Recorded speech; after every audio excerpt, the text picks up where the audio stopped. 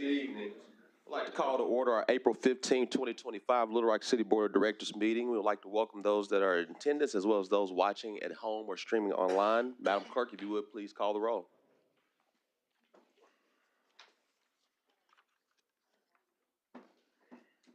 Director Miller. I'm here.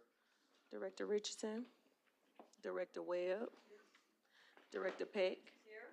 Director Hines. Present. Director Lewis. Director Compeers. Director Phillips. Director Adcock. Vice Mayor Wyrick. Mayor Scott. Present. We'll now have an invocation from Director Miller.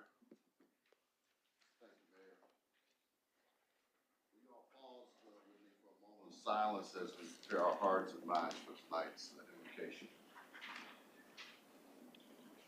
Recently, our city has faced a number of significant and challenging weather events, from torrential rains, severe flooding, straight line winds. Trees were uprooted, homes were flooded, and power was lost to thousands of residents. Many residents had to flee their homes. We tragically suffered the loss of life and property. We extend our deepest sympathies to all affected by these events. We all hurt for our friends, our neighbors, our community. To all affected by these tragedies, please know this: when you hurt, we all hurt. When you cry, we all cry. When you suffer, we all suffer. Yet in the midst of all our hurting, crying, and suffering, we saw neighbors helping neighbors. Neighbors alerting their neighbors to evacuate their homes because of approaching fire of rising flood waters.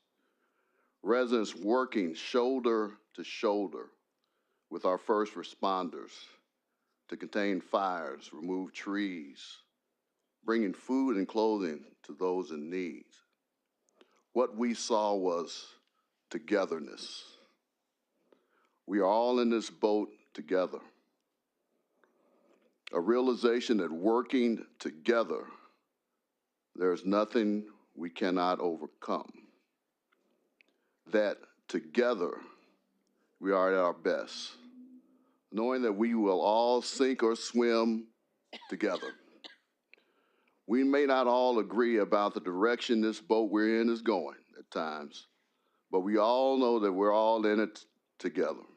So tonight, I want to invoke a spirit of togetherness over our meeting, realizing that together we are at our best. Amen. Amen. Amen. Will y'all please stand for Pledge of Allegiance? I pledge allegiance to the flag of the United States of America and to the republic for which it stands, one nation, under God, indivisible, with liberty and justice for all.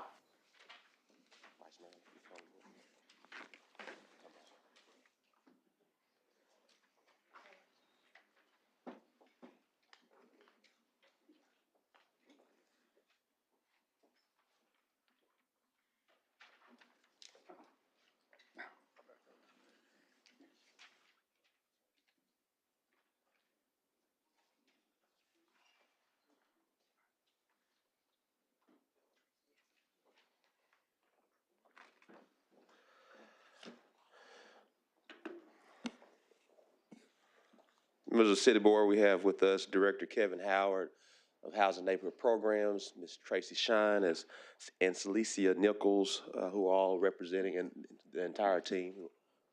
And Beverly, and who else? That's it. I saw Beverly. Yeah. I thought someone else was here too.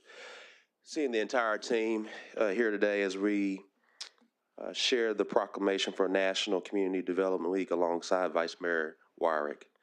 Whereas the week of April 21st through the 25th, 2025 has been designed as National Community Development Week by the National Community Development Association to recognize outstanding accomplishments of the Community Development Block Grant and Home Investment Partnerships Program.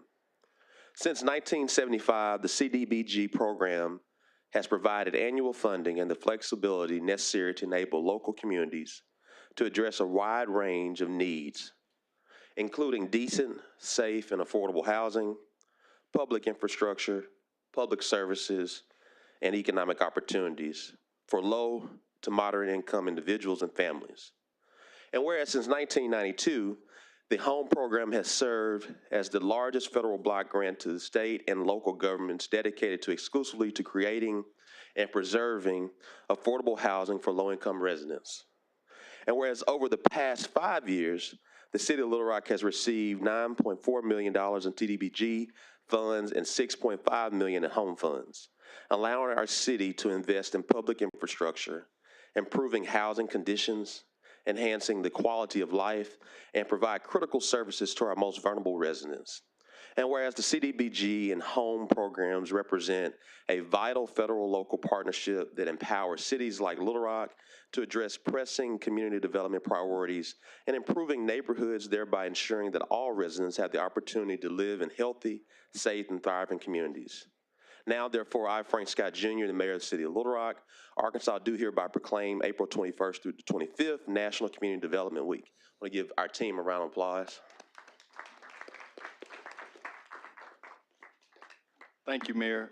Just want to point out one of the things that the Mayor stated in the proclamation as he talked about home funds that the city of Little Rock has received over $6.5 million. With those funds, we have repurposed those funds and provided affordable housing to individuals, residents in the city of Little Rock. And with that, I know the mayor had an initiative of 200 homes. We're now close to 191 units that we've assisted, developed, or did private-public partnerships to allow residents to have affordable and decent and affordable housing in the city of Little Rock. And so with that, we generate about $2 million in program income. I know I came before you, the board, probably less than 60 days ago, asking you to vote on our annual action plan we submitted to the U.S. Department of Housing and Urban Development to approve those funds, to repurpose them, to use more, to do more affordable housing in the city of Little Rock. And so we'll continue to do that. Just want to also talk about National Community Development Week coming up next week. The first day on April the 21st, we'll do a showcase at one of our new construction units that we're developing currently right now at 4411 Bauer Street. And then on the 22nd, proclamation, which we're doing today. And then also on the 23rd, we'll have a contractors fair where we invite contractors around the city to come in and listen to what we actually are trying to do with our rehab program, with our new constructions, and then also availability to bid on other projects that we have here in the city of Little Rock with our finance division, procurement division too as well. And then on the 24th, we'll have a community development fair where we showcase our subcontractors and our subrecipients to receive funding to do public services around the city of Little Rock, such as CHI St. Vincent, CareLink, which does Meals on Wheels for us, as well to assist the elderly residents in the city of Little Rock, and then other subrecipients that receive funding under CDBG. And then we'll have legislative meetings and updates as we ask our congressional members to provide additional funding and do not cut our 2026 funding that we are looking to receive under CDBG and home, because it's very, very important to the city of Little Rock and the residents of Little Rock. And so with that funding, if that funding is cut, then we cannot do the things that we're currently doing right now for the city of Little Rock. I currently serve as the national chair for the National Community Development Division, the Development Association on the national level, as well as the Region 6 president. And it's very, very important. We have 400 cities and counties that we serve throughout the United States that need these funds. So it's very, very important. So we please ask you to continue to do what you have been doing as passing our annual action plans that we bring before you each and every year. Thank you so much.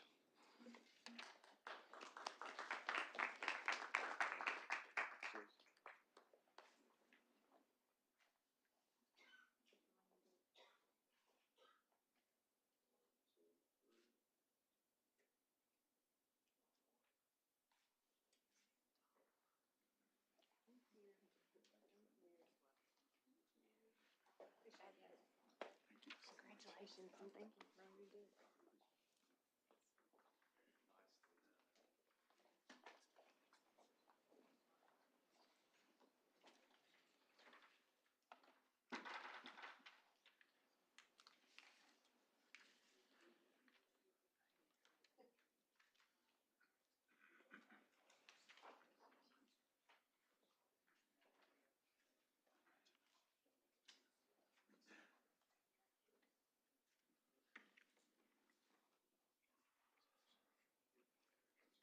All right, Susan, if you'll give us the legislative update, then we'll quickly go into the agenda, and then we'll have the MHA update after the agenda. Members, Sure, roll quickly. members, the legislative session, it comes to a close. And so with that, we're going to take a look at our legislative tracking. And what I've done here is highlighted the bills that have become acts that are now law, because that will give us a look at the ones we were tracking that we're going to be taking a look at a little bit more closely. So if you take a look at your packet, it will review for you the ones that have become an act or that we anticipate to become an act because it has been sent to the governor's office. Also on here too, you can look at the ones that are not highlighted to kind of see what has happened to those. Many of them have been sent to interim study. There are a few others that are still in committee, and we don't anticipate those doing much more just because we are at the very end of the session.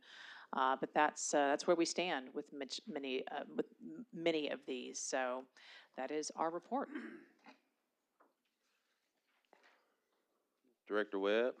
Thank you, Mayor. Susan, thank you for the job you did during session. There was a lot to keep up with, and there was a lot on city, county, and local affairs. Even though you said a lot of these are going to interim study that are not highlighted, is there anything that's going to be on the floor tomorrow that we need to know about that you're aware of? Not that I'm aware of. Okay, thank you. Is there anything would need be on the floor? I know you've been out there a lot, Director Webb.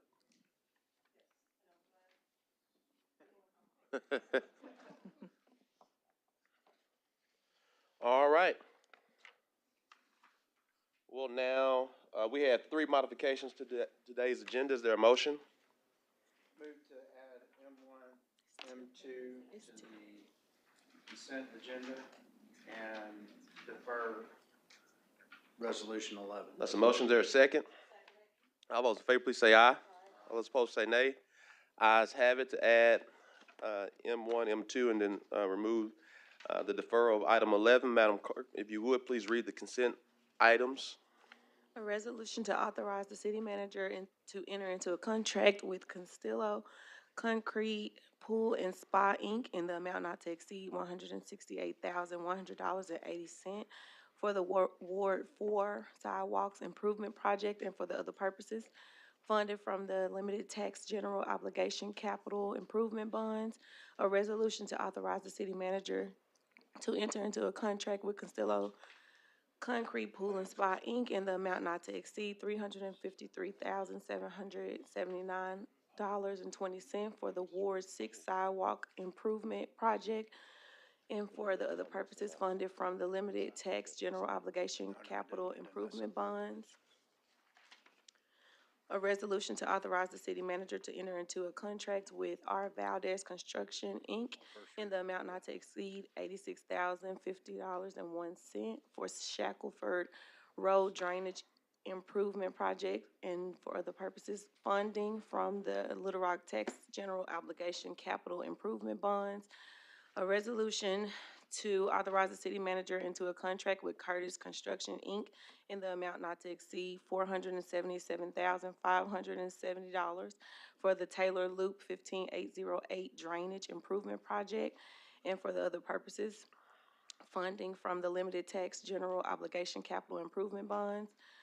A resolution to authorize the city manager to enter into a contract with All Service Electric, Inc. in the amount not to exceed $619,860.60 for the Chanel at Gamble Intersection Improvement Project and for the other purposes, funding from the Limited Tax General Obligation Capital Improvement Bonds. A resolution to amend Little Rock, Arkansas Resolution number 16,295, authorizing the city manager to enter into a 1-year contract extension with JTS Financial Services LLC in the amount not to exceed $95,000 for the employment benefit consultation services and for the other purposes. A resolution to authorize the city manager to enter into a contract with Professional Account Management LLC, also known as Duncan Solutions, for an integrated parking management system for the city of Little Rock, Arkansas for devices and services for parking citations and parking management systems and for the other purposes. A resolution to transfer title property to Anthony Lemons, owner of No Mail Properties from the city of Little Rock to be used for neighborhood revitalization programs and for the other purposes. A resolution to authorize the city manager to enter into a contract with Vehicle Services Group LLC in the amount not to exceed $76,945.14, plus applicable taxes and fees for the purchase of one Flex Max rotary column lift for the Fleet Landfill Storage Shop and for the other purposes. A resolution to authorize the city manager to enter into a contract with Jerry Pate Turf and Irrigation, Inc. in the amount not to exceed $55,730.03, plus applicable taxes and fees for the purchase of one Toro Procore 648S 23 HP aerator for Reservoir Golf Course. And for the other purposes, a resolution to authorize the city manager to enter into a contract with All Access Equipment, Inc. in the amount not to exceed $188,955.91, plus applicable taxes and fees for the purchase of one demo model 90 HD, plus Spider Bucket Lift for the Urban Forestry Division of Parks and Recreation Department and for the other purposes.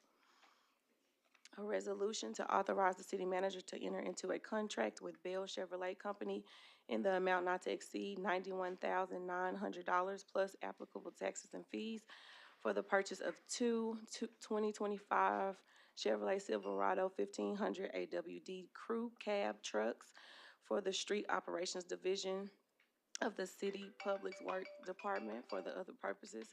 A resolution to amend Little Rock, Arkansas Resolution Number 12,267 to extend the contract term to December 31st, 2025 with the University of Arkansas for Medical Sciences to provide community violence reduction services and activities to the residents of the city of Little Rock, Arkansas, and for the other purposes.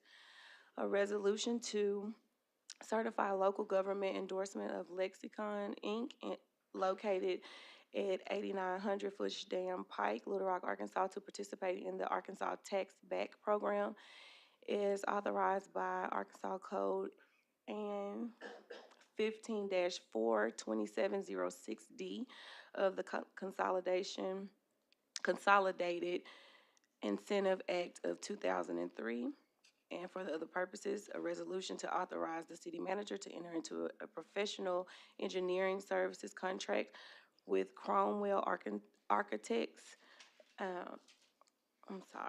Engineers, Inc., in the amount not to exceed $441,500, plus applicable taxes and fees to develop a master plan with construction rendering for Reservoir Park redevelopment and for the other purposes.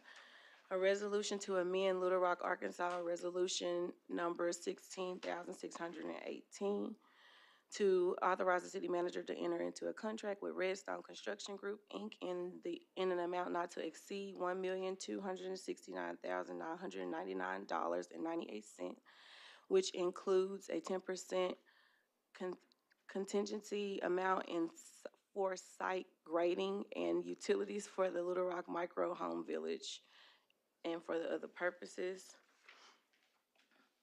A resolution authorizing the executive director of the Little Rock Port Authority to enter into a contract with Amazon LLC to sell approximately 107 acres of land and for the other purposes. A resolution to amend Little Rock, Arkansas 16,372 to authorize the city manager to enter into a contract amendment with Wagner General Contractors, Inc. in the amount not to exceed $118,367.73 for additional renovations and repairs to temporary fire station number 9 and for the other purposes, and that concludes the consent agenda. There's a motion and second. All those in favor, please say aye. All those opposed, say nay. Ayes have it. Madam Clerk, if you will read the group items. I know we don't have enough to suspend the rules. We'll just do the first reading and then carry on with the agenda. An ordinance to amend the Master Street Plan, Little Rock, Arkansas, ordinance number 22,180 to relocate a proposed collector extension south of Pride Valley Road near Piper Lane and for the other purposes. An ordinance to approve a planned zoning development to establish a revised plan development commercial titled Tisdale Properties Self-Storage Revised PD-C located at 8500 West Markham Street, Little Rock, Arkansas, amending the official zoning map of the city of Little Rock, Arkansas, and for the other purposes. An ordinance to reclassify property located in the city of Little Rock, Arkansas, amending the official zoning map of the city of Little Rock, Arkansas, and for the other purposes. An ordinance to amend the land use plan in the Chenal Planning District at the southeast and southwest corner of Highway 10 and Charlemont Drive from resident low to neighborhood commercial and for the other purposes. An ordinance to amend Chapter 2, Division 4 of the Little Rock Code of Ordinances 1988 to provide for the adoption of the reverse internet auction option for the purchase of goods and services and for the other purposes. An ordinance to abolish and dissolve the City of Little Rock, Arkansas Residential Housing and Public Facility Board, prescribing other matters relating therefore to declare an emergency and for the other purposes. That's the first reading. All right, if you'll do the first reading on item number 24. We're not gonna keep it separate? Okay, just go. Okay, a resolution to authorize the city manager to enter into a contract with Cellular Data Solutions LLC in the amount not to exceed $140,334.89 for the purchase of 49 Cradle Point R1900 mobile routers, 49 Panorama Reef Sharkey external antennas supporting equipment, and 3-year net cloud subscription service to outfit patrol units to support the needs of the Little Rock Police Department and for the other purposes. Move for the adoption of resolution 24. A motion? Is there a second? All those in favor, please say aye. Aye. All those opposed, please say nay. Ayes have it for item number 20, resolution number 24. Okay. All right, we'll now go to citizens' communication.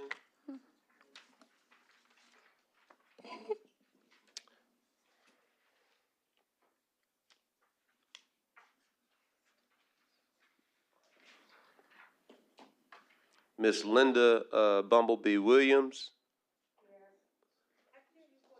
Ma'am, would you like to come, we need you to come to the podium, please.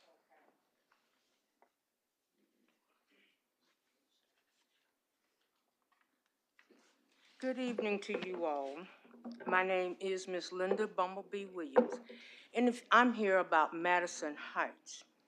And we have quite a few people here that wants to speak in behalf of Madison Heights. And I would appreciate if y'all would let them speak first and let me speak last, because I am one of the original members or residents of Madison Heights. I've been there ever since it opened up. So I have a lot to say about this foreclosure and all this, but I'd like for you to hear from some of our tenants and things and what we're having to deal with. Is that okay? Ma'am, we always want to hear from you, so that's always okay. However, the way that we have our rules set up is that when you fill out one of these cards before 6 o'clock, you get 3 minutes to share with the city board and myself. And so you have your card, and so we'll allot that time. And then Malik Blackman. We still have quite a few people. Right, but only cards that's been turned in are these. And so what we'll do is we'll hear from you and then from Miss Malik and then Mr. I'm sorry. I'm sorry. No, She's another lady from Madison. We have quite a few people here that wants to. Well, just one second, ma'am. We'll just Okay. go with her. What I'm sharing with you is the process is before 6 o'clock, you have to do, and we do this with everybody, so I don't want you to. So we'll hear from you and we'll hear from Ms. Malik. I do think there'll be some further discussion down the road and there'll be some opportunity, but we're going to have a wider discussion. So I'm pretty sure you're going to probably have some more questions after the wider discussion. Okay. And so what I would like for you is just to share with the time that you have, then we'll come with Mr. Malik, and then Okay. we'll have the discussion. I'm sure after that discussion, there's probably going to be some more questions down the road. We probably won't get to that today. I'm just be totally honest with you because how we operate I'll the be meeting. back. Yes, ma'am. Yes, okay. The reason I have this restart. in front of me is because I'm doing some dental work and I don't want this to be seen on TV, and my appearance is very important to me. So I'm gonna try to speak loud enough for you to understand what I'm saying. I'm here because we have been told and being knowledgeable that we're about to lose our home. First, I want everybody to understand Madison Heights is top grade land. And landscaping is what I'm saying, because this place was built almost 21 years ago. It was when they put it out there, it was a bad place. Madison is one of the best places, not only to live, but let me see here, how do I say it? Landscaping, whoever done the landscaping, it is beautiful. It's a beautiful place to ride through there. The apartments are not these matchbox apartments where you go in and you're not able to put but one thing or two things in your apartment. The measurement, I don't know the measurements, but before we get through and before y'all sell on this foreclosure, we and the people that is in Madison Heights wants to have something to say about this and do something about it, because you cannot have something this nice and this well organized, beautiful, and then you're just going to take it away from people. And over 200 units is in that place. Yes, it is beginning to look bad, but that is because of the management. We are being punished, the tenants are being punished by people that is unmanageable, unmanagement, and they do not care about what's going on. You can't go into the office and say nothing to nobody.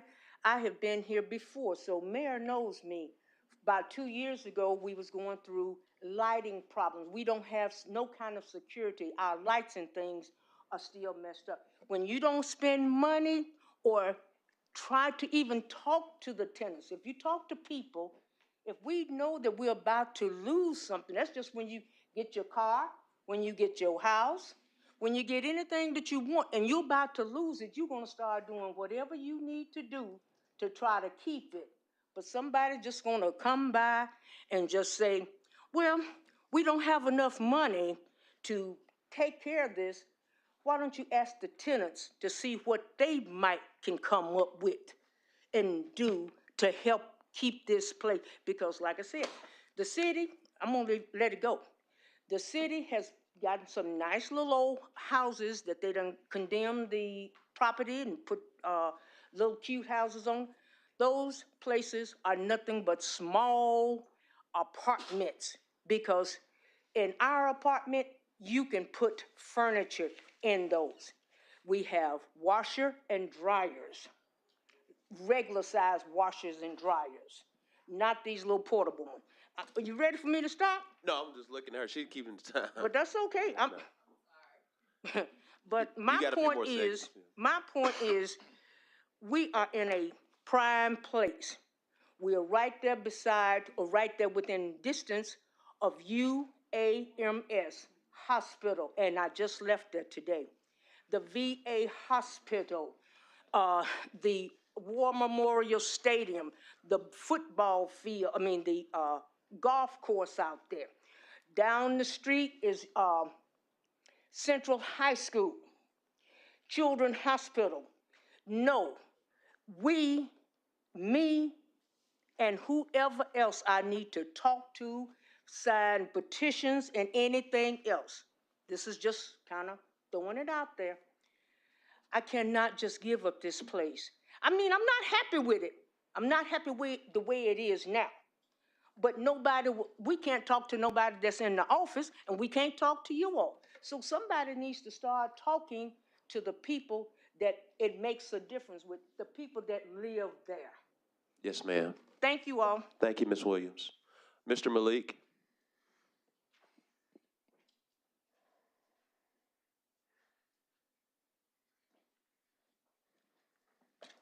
Good evening, Mr. Mayor. Yes, I'm Malik Blackman. My pronouns are he, him, and his. Don't get it twisted. All right now. Mr. Mayor, I'm a resident at Madison Heights. I've been living over there 15 years. And I've read this article that came out April 11, 2025. I know a lot of this in this article is above my pay grade. But just one thing I know I can speak on. I'm going to read it. Although there are issues which remain unresolved in the foreclosure action, there is also a possibility that the lender will prevail in this action, and the collateral properties will be scheduled for sale at public auction. Chorus and Wright wrote, and I quote, this could have extremely negative consequences for the persons who are residing there. Now I can talk about this part. I live there. Like I said, I'm Malik Blackman. I've been living there for 15 years, and I'm a resident of Little Rock. And I want people to know, I do not live in a hood. It's not always where you live, it's how you live. I reside in a neighborhood with a community of people, human beings, intelligent individuals who have worked in corporate America, who have labored for their retirement, and they have retired veterans who live there. But life has classified some of them to be senior citizens and respected elders. I think we all deserve to live with dignity and respect. Unfortunately, some have become disabled, physically challenged, but still contribute to the community. We pay our rent, light, gas, phone. Now we paying water every month.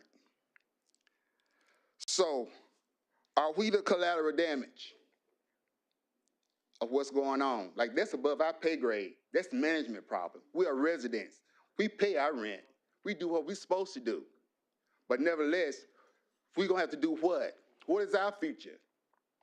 There are people who have retired, who have sold their homes, have downsized to live in an apartment, and decided to come to live in Madison Heights because they discovered it's pretty okay over there, regardless of what you may see in the media.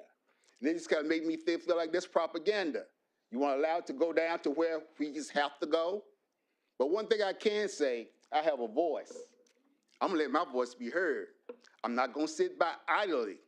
This place could be full, but we have a lot of elderly people there. The police, the ambulance, fire departments are always coming over there because somebody's falling or doing something. But it's centrally located. You got UAMS, you got St. Vincent, you got the Veterans Hospital, the library, all there, centrally located. So a lot of people can walk or can catch the bus to go where they want to go. But nevertheless, Mr. Blackman? my time's up. It's time's up. But All right, sir. we'll be able to share some more information. All right, greatly appreciate it. Really appreciate you. All right. Before we go on, I know we see cards from Mr. Curris and from Mayor Stodler. If you all will indulge me, we'll go through our presentation, and we know there's going to be a lot of questions, and we'll just have you part of that presentation. That's perfectly fine with me. All right. Mayor Stodler? Yes, that's fine. I'm here just to answer questions about the litigation if necessary. Sure thing. As well as Dr. Nadine Jarman. All right. Mr. Sarpy? And before we get started, just to kind of set the tone, particularly for the residents in the room, many times there is some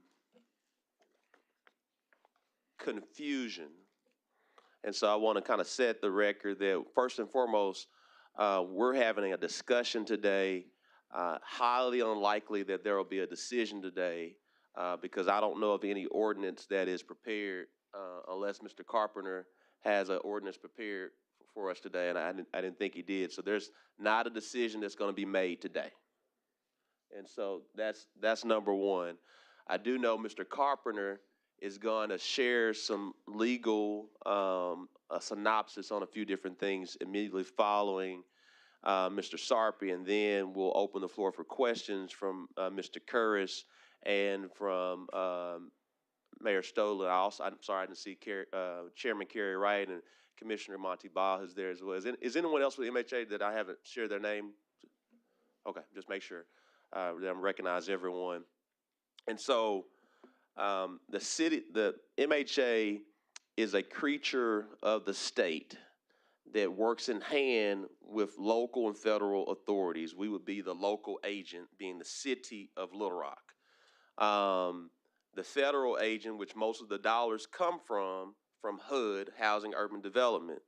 MHA was created by the state to then work with us. And so the city of Little Rock does not have any financial responsibility or direct control, except for the fact that we always want to focus on how do we protect housing security for our residents. And that's the reason why we're here today and working with the MHA commissioners, the executive director, the CHAC commissioners, and we'll learn all this alphabet soup in this presentation.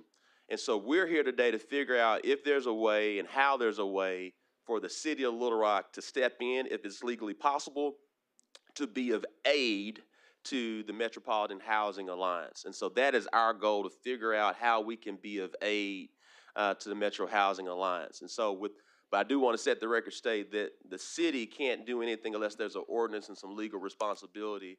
And before we move down that path, we have to have this discussion. So now I'm going to pass it to Mr. Nicholas Harper. Mayor, Vice Mayor, our CFO. Members of the board.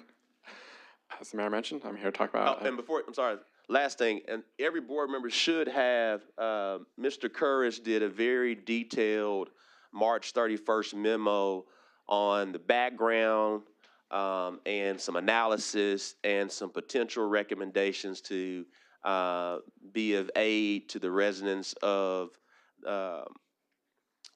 Madison Heights 1 and 2. I do want to take this opportunity not only to share appreciation to the service of MHA commissioners, but also being a former banker, I know the kind of hours that Mr. Curris put in to get to this point with these recommendations. I want to share my appreciation to you, Mr. Curris, and all the MHA commissioners and Dr. Nadine and the staff. And so members of the board, you should have that March 31st memo that was emailed to you all on March 31st. You should have a part of your packet today, the lines out there. And so what we want to do is not spend a whole lot of time on the background because you have that, but what is the city's financial capacity? What can the city do if at anything? And so that's what Mr. Sarpy is going to share. And then Mr. Carpenter we've been going back and forth today about different legal options. And then we'll have some Q&A with Mr. Curris and Mr. Stoller. And the goal and the hope is to figure out a path towards progress to aid the residents of Madison Heights 1 and 2. That's my top priority. I'm very certain that's the top priority of the members of the city board as well. The question is how do we do it? How do we go about it? I don't necessarily know if we're going to find out today, but this is going to be a good start. Mr. Sarpy. All right, so we'll just continue to the next slide. So I think it's important that we set the tone that Madison Heights is 3 complexes, and the only complexes we're discussing today are 1 and 2. Madison Heights 1 and 2 are 241 apartment units on West 12th Street. Madison Heights 1 was built in 1999. Madison Heights 2 was built in 2001. They're owned by 2 separate entities. In 2019, there was a refinancing transaction done by the Central Arkansas Housing Corporation, that is CHHC, that the mayor was referring to previously, purchased both the limited and general partnership interests in MH1 and MH2. The board hired ITEX to manage both properties in 2019. In 2020, it began major operational and financial issues with operations of MHA. ITEX was fired in August of 2021. In August 2023, the auditors issued a letter advising that they were unable to complete an audit and have not done so for over 5 years. HUD has declared MHA a troubled agency, and what that really means is that it results in, or it's supposed to result in more frequent assessment and could result in potential takeover recommendations. Debt service payments on the properties have ceased in August of 2023, and the City of Little Rock Board of Directors removed and then reconstituted the board in 2023 as well.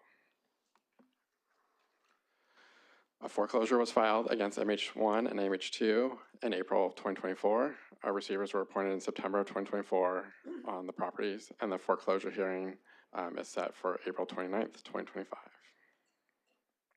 So currently MH1 and 2 have 52 vacancies as of March 24th. The MHA staff is working to complete the rent rolls and adjust rents in accordance with appropriate funding source regulations. Discussions have been ongoing between the city, MHA, CHHC, and the note holder during this time, and city staff have been discussing our options as well. So where are we at today as of this month?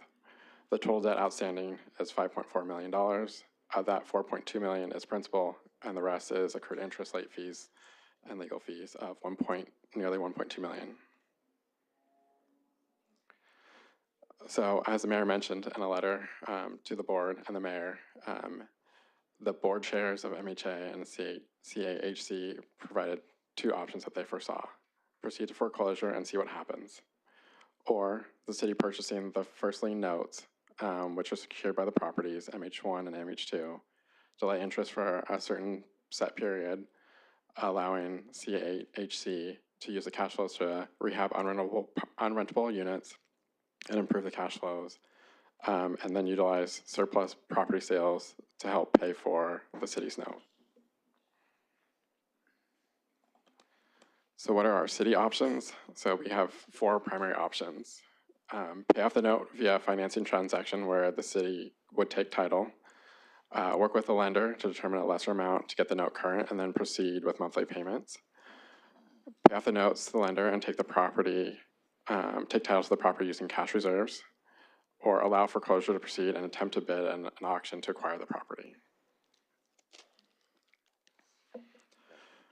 So what are the future steps? So myself, the mayor, we've been working with Tom and other outside legal counsel about potential options and all of our options. If the city were to step in, we'd also have to look at who would operate and manage the complexes and work to resolve any issues that there may currently exist with ITEX as far as the properties go.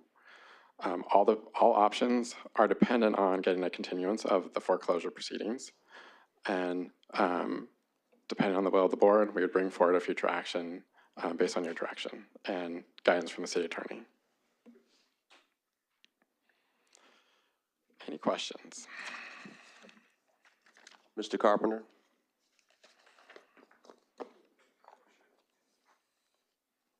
I don't have any questions. I will tell you that the discussions over the last several days have, that I was principally behind needing to talk to our bond counsel, which did happen this afternoon, was the idea that if the city were to get into something like this, we would use short-term financing as a vehicle, that financing would be to purchase I said 50%, I was quickly reminded it should be at least 51% of the ownership. The idea that I posed was to have deeds for the other 49% prepared and placed in escrow, so that as the time for the repayment of the short-term financing, which is 5 years, went forward, the city could determine how well MHA was operating, was it capable of going forward with its operations, and if so, we could probably make some accommodation at that time. The problem is, we found out today that if we use short-term financing, we're going to have to buy all of the property. The amount that had been looked at was $7.5 million. That included the amount for the outstanding loans with the penalties that were imposed and with the interest that's been imposed, and also approximately $2 million to spend on MHA properties, particularly Madison Heights, to make sure that they're all in the best shape, that they're all being operated properly, and that they're rented. The blow was the concept that if we're going to buy them, we're going to have to buy the whole thing, and that presents a couple of problems. There was a 2022, still in the last century. There was a 2022 appraisal of the properties that it's around $17 million. That would be down probably some now. But the question becomes, how is it proper to spend $7.5 million to get $22 million worth of assets? As the buyer, that'd be a great thing. But as another public entity dealing with housing for those who are very vulnerable in terms of housing, even though there is some housing in Madison Heights for people that, as we were told by Mr. Blackman, sold their properties and moved into an apartment, are paying different rents. How would that be fair? And that raises a question of whether even the purchase would be able to withstand any type of legal scrutiny. An aspect of that is that HUD has an interest in the property of some kind through a trust agreement. I've heard that described various ways, but even if we paid the $7.5 million and could justify it that way, we would still have a partner in HUD, but we would have no one to operate the actual apartments as apartments. And we don't know if we would be able, how we would work with HUD on that, since we have a housing authority that has some problems, that doesn't particularly have any debt, but is no longer there able to take care of that. This afternoon on the phone with members of the Friday firm, Mr. Sarpy and I went through a number of scenarios, and finally about 5-something, I concluded that there was no way before 6 o'clock we were going to find a solution because of the multiple parties there. We have another factor here that I mentioned to Mayor Scott this afternoon, and that is that when the housing authority was declared trouble, there was an indication of several millions of dollars. The number that sticks out in my mind is $29 million that couldn't be accounted for properly, and I guess some or all of it would have to be repaid. I was asked continuously 2 years ago, was the city liable for that? And I said repeatedly, no, this is a state agency. Our state Supreme Court has said that. I cautioned that if we just step in and do a bailout, that it's going to be very hard to argue in court that no, it's really a state agency, that maybe we do have an interest. And so there's a question in my mind, does that open us up to even greater potential liability? I have no answer to that question. I have not been able to talk to anybody at HUD about that question. It just dawned on me this afternoon, really, as I was going through this, that it's going to be very hard to stand in front of a judge and say, oh, they're totally separate, but by the way, we paid their bill. One thing that's absolutely clear is that we can't use any type of financing available to the city simply to pay a note. And we really are not equipped under the law in Arkansas to set up a line of credit for the Municipal Housing Alliance to make repairs.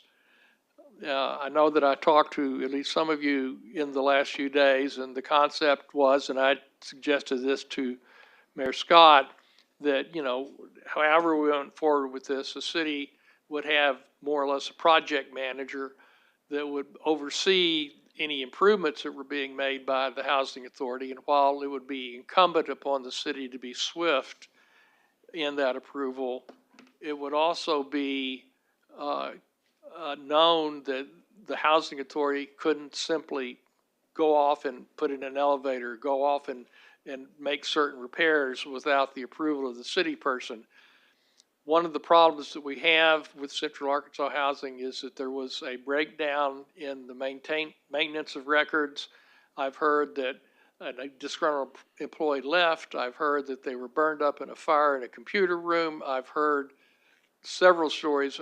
This is 2 years ago, and y'all heard some of those now. But the point is, we don't have the records. We don't know what's happened. We don't know what money went where or how it went. And I can't emphasize enough that I'm not casting aspersions on anybody, because I can't say if it was just a bad situation or if there was something else going on.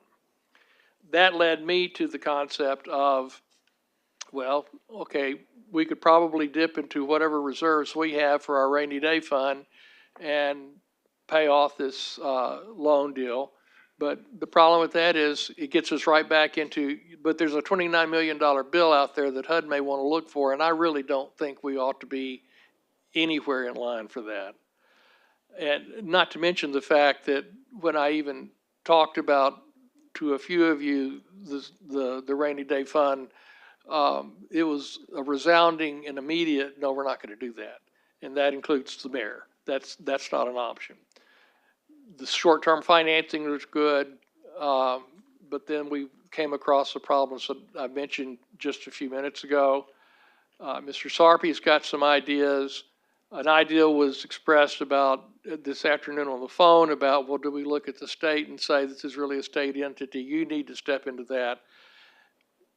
I think that if the city wants to do something, most you can do tonight is to say we want to do something and we need to look at it further. We are under a time crunch because of a hearing on the 29th on a summary judgment. To outline that for you, and Mr. Stodel is here to speak more carefully on that, there's been a motion for summary judgment filed by the creditors. They say they've got everything they need, and it's just a matter of letting them get an order to foreclose on the property and sell it on the courthouse steps. Now, because of HUD's interest, which hasn't been totally defined in my mind, I mean, I know there is one, I just don't know how far it goes. I'm not sure that just selling on the courthouse steps is possible, and there are some statutes that may indicate that that's not possible. But one way or the other, there's motions to be heard on the 29th. If it's ruled upon that day, that's going to make a decision. If something can be resolved between now and then as to what could be done by the city and the state, by other means, then we could be there to try to address that. Because there was a strong interest in being involved, because I thought we were going to be able to do a partial interest purchase of property and have an interest in the property, we were working on an intervention in the foreclosure action so we could tell the court, we've got this interest, here's what we're trying to do. I have stopped work on that because of the things that were learned today. Thank you, Mr. Carpenter. And before we proceed, if anyone who's particularly for items 20 through 23, since we won't be able to suspend the rules, feel free to depart early unless you're just so inclined to continue to learn more about the MHA. So if you want to leave, you can leave. Just want to make sure you're aware of that. All right. Any questions? Director Hines? Thanks. So, Tom, because of state statute regarding how we use short-term financing, our only option, if we go that route, would be to buy the whole property, correct? That's what I understand, yes. And so the issue we have is the valuation from 2022, and I guess so we would have to make an offer to MHA to buy the property for said price. Then I guess at closing, the lender would be paid off. I don't think that we could say we want to buy property and say they have to pay it off. I do think we could say we want to buy the property and you've got to give us clean title. Right. So, Well, I'm just thinking how you would handle a home mortgage that had a lien on it or a note. Generally, the title company handles the transaction. Okay, that was good to know and how we do that. So, all right, that's the only question I had so far. Director Miller? Thank you, Mayor. I appreciate all the information and all the numbers we have before us. but there appears to be a major player missing tonight, and that player would be HUD. I really want to know if someone can answer this for me or give me some direction. HUD had a set of conditions put before MHA to deal with the 29 million or so dollars that they say was missing. There was a checklist of things that they wanted MHA to do. I want to know what the status of that is, and hopefully maybe Dr. Jarman, who's working day to day, can answer that and tell us what type of conversations we've had with the party that's not here that I think should be here, and that's HUD. So please give me an update as to those conditions that HUD laid out and a status on that, please.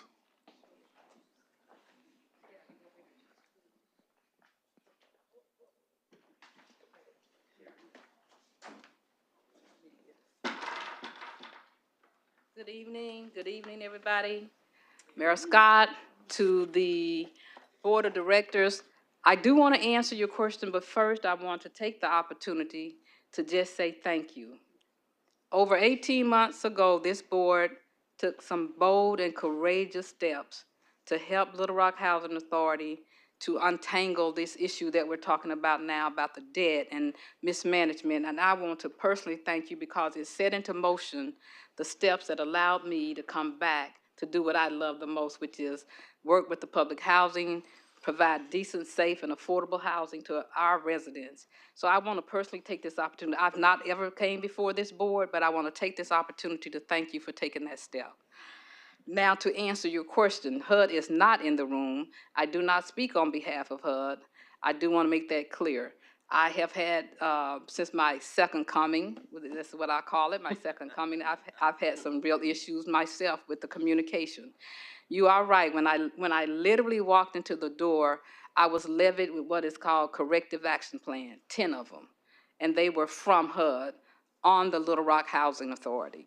In addition, we had what is called action items. It was 54 action items.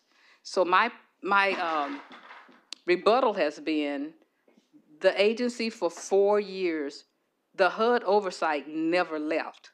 So if in fact this agency have found themselves and have dug themselves into this hole, what responsibility does HUD take in terms of allowing this agency to slip down this slippery slope? And anyone that has worked with HUD and know HUD, and I definitely don't want to beat up on my funding source, but this has been a very vicarious and awkward situation in that people aren't stepping up. It does not help, to be honest with you, that we are in the midst of a major change in the administration of HUD, and as such, they've had massive layoffs of staff, both locally and nationally. But to address a part of your question, I've only been here now 8 months, and in those 8 months, we've been able to address major parts of the recovery agreement. One part of the recovery agreement had to do with the audit. Everybody knows that agency really got slapped on the hand because they had not had an audit since 2019. I want to proudly report to you guys tonight that as of April the 14th, which was Monday, we submitted our 2024 audit. It's been submitted. I don't know if it's going to be accepted, but the bottom line is we did submit our 2024 audit, and we have retained a national recognized audit firm called Novogradit that has committed to do the returns for 2019 to 2023 by the end of this year. That's a major finding in terms of what HUD had levied against the agency. The other thing that I wanted to address is we're aggressively liquidating our assets. We need help. We can't liquidate enough assets to either, bail ourselves out of this situation, $7 million. We don't have that many assets, but we are aggressively trying to liquidate the ones that we have to, at least look like we're trying to do our part. We also have gone from 50% occupancy to 85% occupancy in those units that are remaining, and that excludes the Madison. So for the units that are remaining, we went from 50% occupancy to 85. What does that mean? That means that we're in the process of generating more revenue at our sites, and that's a major accomplishment too. And the last one is, you may not know the big picture of what we do. A lot of people don't know what we do. It's those people, it's the projects, but that's not true. It's all of us. But we also are the largest housing authority in the state of Arkansas. I do want that to kind of sink in. We're the largest housing authority in the state of Arkansas, and we need to take pride in that, but at the same time, we need to be able to understand that we're severely troubled. We're digging ourselves out, but we do need help. And I was mentioning that there were, hold on one second, one other point I want to make in terms of the recovery agreement specifically. Let me see. The landlords. When I came, it's been 8 months, almost 9 months, we had landlords at our board meetings, we had landlords in the lobby, and they were all saying they had not received their HAP payments, which is their Section 8 payment. As of today, we have all 503 landlords are now in direct deposit. We only have 2 that we owe from arrears, and we have all but 10 that's on direct deposit. And so I'm stating these because that was just part of what was levied against the housing authority. I think it's kind of heavy-handed, to be honest with you, on HUD's part. Madison 1 and 2, one of the requirements of the recovery agreement is that we do find a way to get a third-party developer to take over that. And in the course of the third-party developer, they would wrap the loan into the refinancing. We had some conversations with the previous developer, ITech. We still have ongoing conversations with ITech. We have not resolved that right now. It's just ongoing. There's just too many balls in the air. And I just think that we're doing the best. I think we're making a lot of progress. And I think that with HUD's help, should we get it, we were promised a large amount of money when I first came last year. 2.8 million. Well, that didn't happen. And not only did that not happen, not only did they not give us money, they then turned around and swept our reserves. So there's a lot of issues that we're addressing, and we're doing it as aggressively and as positive as we can, and we're making progress, but we need help. So that's just my appeal. The big picture is not just Madison 1 and 2. Madison 1 and 2 is 241 units. That's a large amount of our portfolio, but we do so much more, and we definitely need, the same bold and courageous steps that you took over 18 months ago. We need you to think the same way, that you are really doing a service to the people that are the least of us, in some cases marginal, in some cases people don't think of the public housing arena, but I do want you to know that we do a great service in this community, and we just, at this point, as Director Carey said, we're hat in hand coming to you guys and basically saying whatever you can do to assist us, we would certainly appreciate it. And Director Miller, I don't know if I answered your question. I'm just trying to, it's so many balls up in the air in terms of what HUD has, and I can't speak for HUD, but I at least wanted to give you an update. Okay, well, I appreciate that. I know you got a lot of balls in the air. And this is just a discussion today. But let me ask another question, and I don't know if you're the right person for this, but certainly as it relates to the memo that we received from the 2 chairs about the situation. It said MHA and CHHC are working to sell some surplus and developed properties, but these sales aren't going to close in a timely way and will not yield enough funds to pay the mortgage loans, which is probably pretty obvious. But when I read there were offers made on this property weeks ago. and that the board turned those offers down. I don't understand that. People are waiting for better offers, but you're sinking in debt. You ought to be able to liquidate properties. So I don't understand the board's position in not accepting offers that were made. Those offers were made weeks ago, and you turned them down. That probably would have yielded you at least $1 million. I don't understand that. And so, you know, I need somebody to explain to me why you had legitimate offers on property and turned them down that would have yielded, at least what I read in the papers, at least $1 million or so. Who can answer that question? I'm going to defer to Chairman Wright and let him discuss the board's position on the sale of assets, if you don't mind. Or Chairman Wright, or who made the voting decision? Was the MHA or CHAC? It was MHA. All right, so Chairman Wright.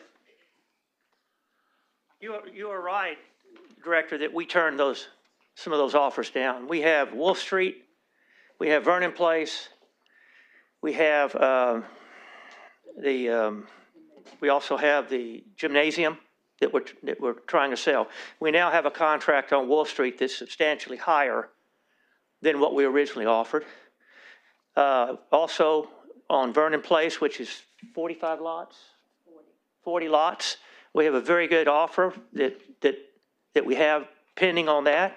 What we have to do is get the deed of trust and from HUD, or just get the deed of trust. So we have those two properties going.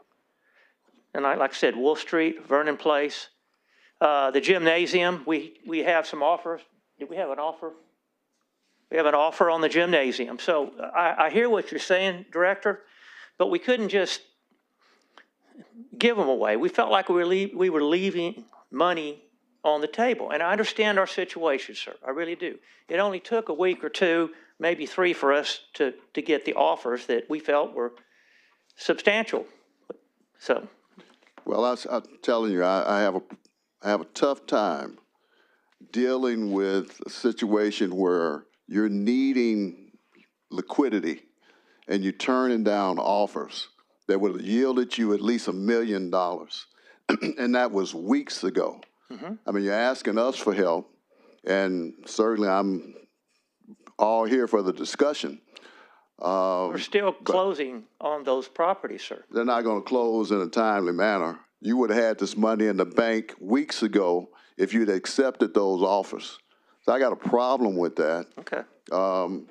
Because I don't think you have the luxury of time to be waiting, talking about trying to get better offers when you had offers in hand, that people had cash money. I think Children's Hospital that we know had the ability to sign the check, made an offer on property that you turned down. Sure, and the offer that we've accepted is more, and it was only a matter of weeks for us to get, and the person that made the offer is a doctor at Children's. So I mean, I think I think you really need to to try to help meet us. You're asking us to help you help yourself.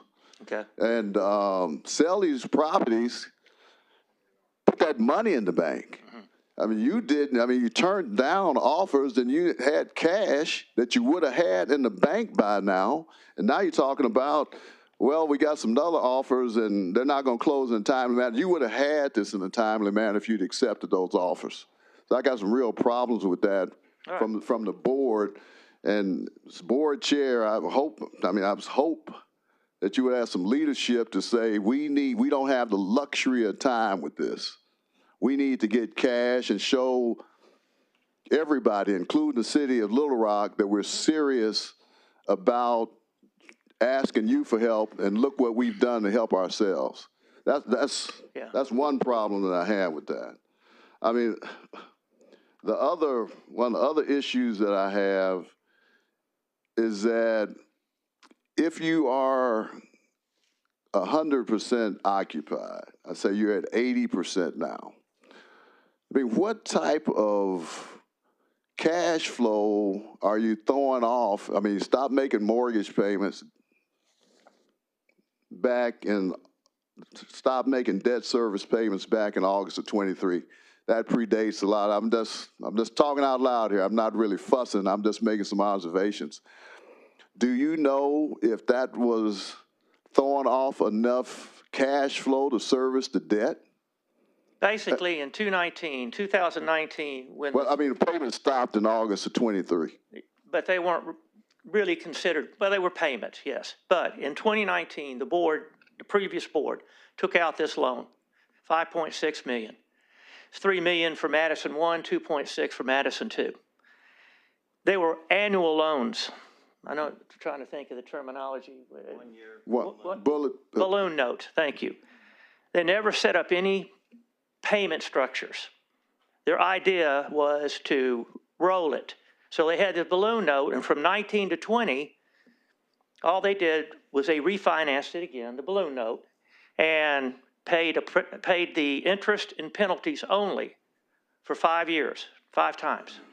They never made any principal payments on those loans. And so when you say in 23 that we missed a payment, basically in 23, this is the third venture capitalist, wasn't it, Baker?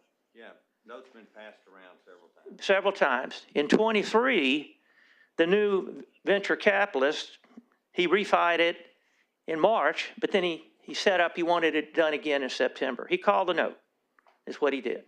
So no monthly payments were ever established by the prior group, prior board. So when we say debt service payments ceased, that was the annual payment? Yes, sir.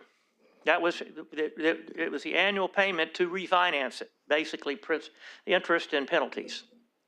Director Miller, it's only fair to note that the city, this board, my office, would have never known any of this if it had not been for Mr. Wright.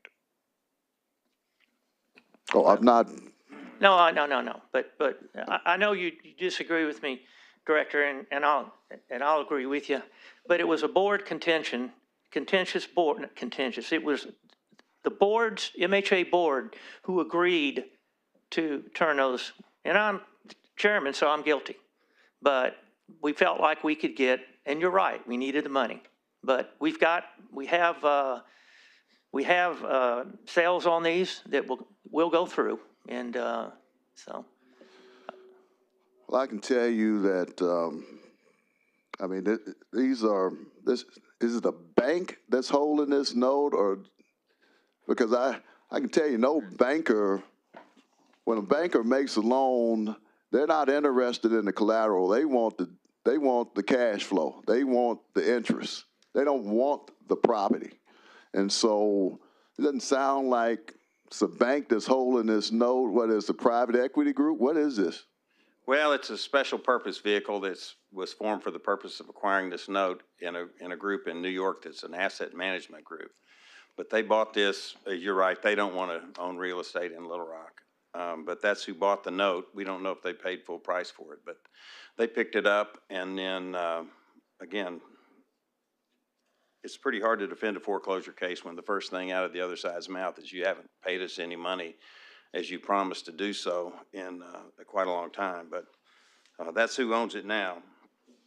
And can I say one little thing too? First, I'm reminded of your prayer.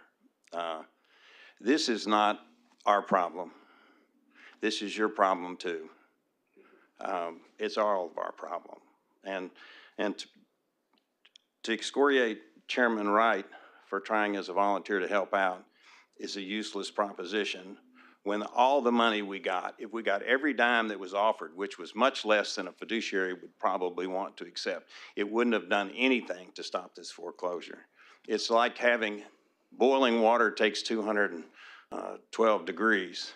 We would never have boiled the water with $400,000 or $500,000, and lots of other problems to deal with as well. So nevertheless, we find ourselves where we are, and I don't want to look back, but if you want to hear from me about solutions or possibilities, I'm all about that, but I think it's time for me to sit down and listen if anybody has a question.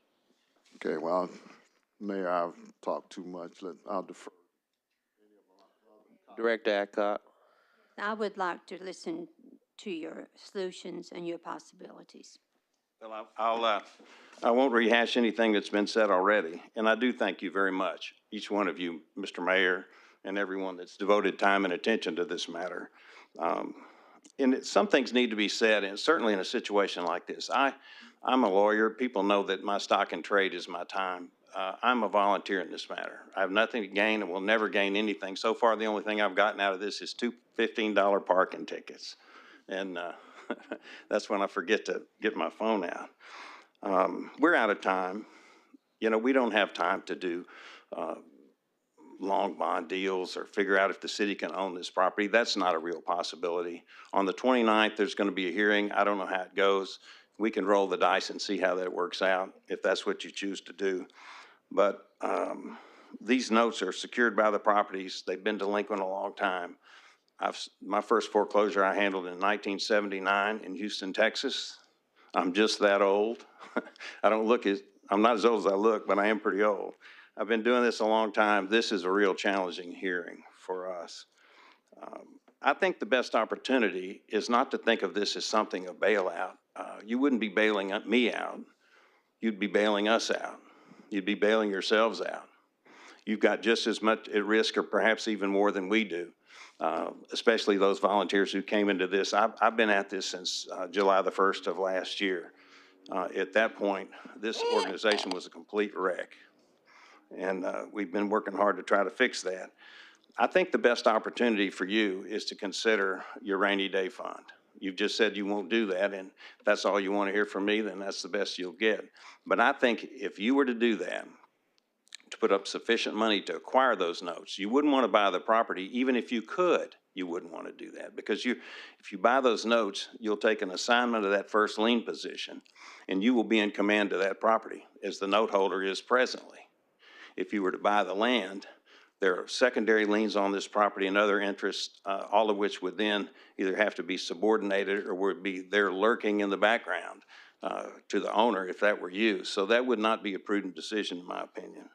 But if you were to step into that first lien position, these properties are generating about $110,000.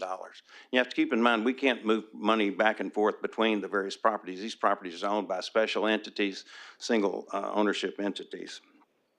But if you were to step into that first lien position and own those notes, agree to give us a forbearance on the collection of interest, we would go to work with the additional money to rehab the units. I've done some figuring. These properties will generate about $200,000 a month. They're certainly generating enough money to pay that note if you give us a little breathing room. You would just be an investor in a promissory note. Instead of having a bank account with a lot of money in it, you'd have an asset. It'd be a promissory note. And it wouldn't be what you wanted to do, but it would be something that would allow you to make a difference in this situation. And if you were to do that, I will commit to you that I will bust my ever-loving rear end to be sure you get every penny back. And I think you would.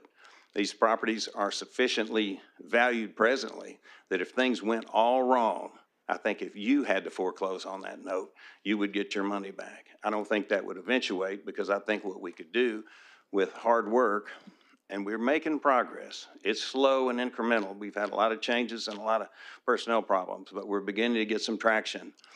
We have a waiting list for those units. If we put them back into service and manage that property correctly and manage our money correctly, we could begin to pay you interest in a year. And I think we could then get the attention of and I've got two bankers on the board, at least two. I see two that I know are bankers. Without a good solid financial statement, which we should have as we move along, and without an operating history, which we will have as we continue to improve the properties and rent the properties, we'll be able to demonstrate that these properties are valuable. There'll be sufficient net operating income. The debt service coverage ratio, as we bankers know, will be sufficient. Likewise, the properties will appraise, and then I think we can refinance them and get you all your money back in about 30 months at the outside. Before we go on, two questions.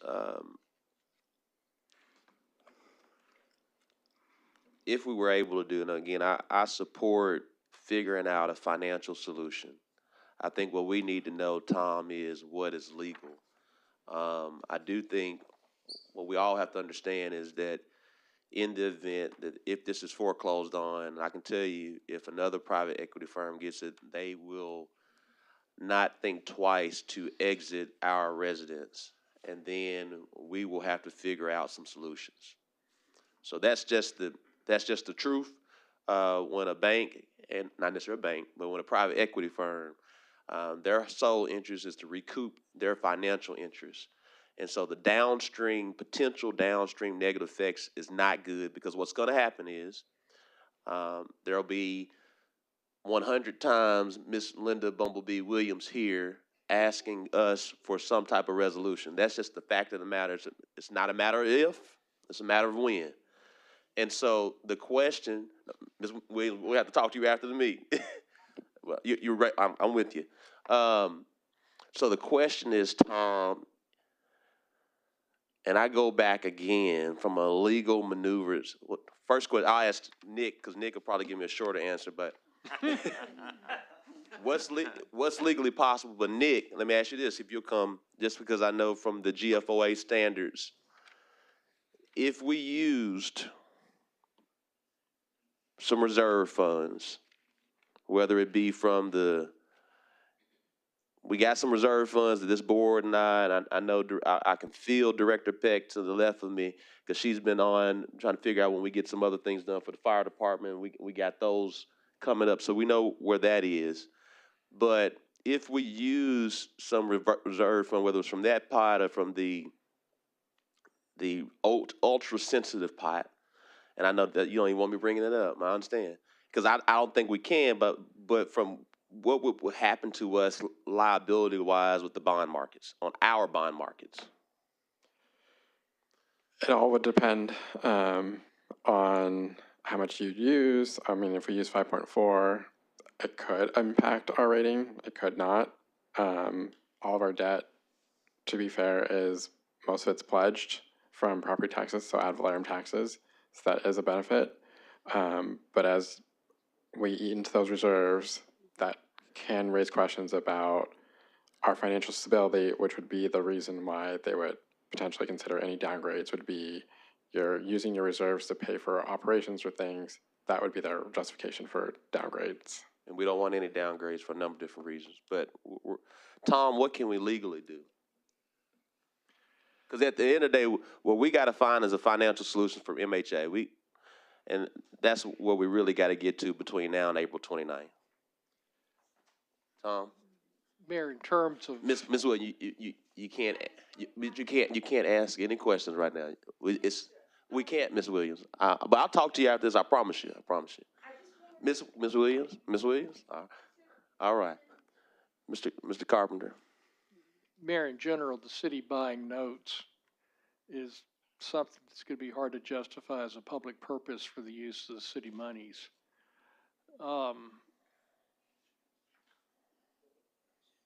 That said, I know that there are throughout the statutes various things about one government helping another government that can be done that couldn't be done for one government helping a private entity. And MHA is a governmental entity and not a private entity. And I have to confess that with the clear encouragement not to even think about the reserve fund, I have not explored that question. So I need to look into that to see if there's anything that gives us an ability to do that. I know that there are some general limitations on what can be done as an investment by the city, which is how this has been presented, but I don't know the answer to your question. No, thank you. Director Miller, then Director Hines, and then Director Compiers. I had not finished mine, Mayor. I'm sorry. Director Adcock. We have got 5 well-known lawyers sitting in this room. I got it. And every one of them, I think, is top-notch.